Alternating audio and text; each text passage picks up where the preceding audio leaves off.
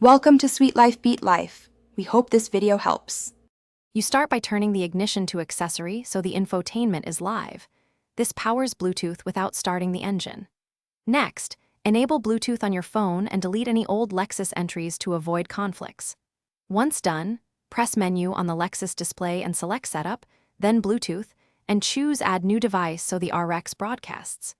You do these steps now to create a clean pairing environment and avoid scanning failures later.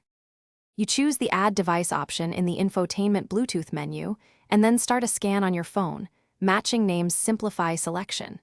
When you see the Lexus entry on your phone, tap it, and immediately compare the PIN on the car screen and phone. Confirm only if they match.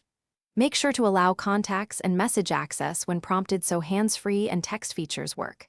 If prompted for permissions, accept them. This enables phonebook sync and proper. You finish by setting your phone as the primary device so the RX auto-connects on subsequent rides.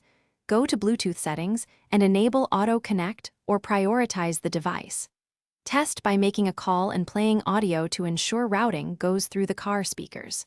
If pairing fails, reboot your phone and power cycle the infotainment using the hold power reset. This clears temporary faults.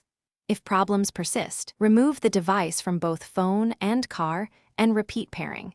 That usually resolves persistent handshake errors. Thanks for watching. Consider subscribing if we helped you.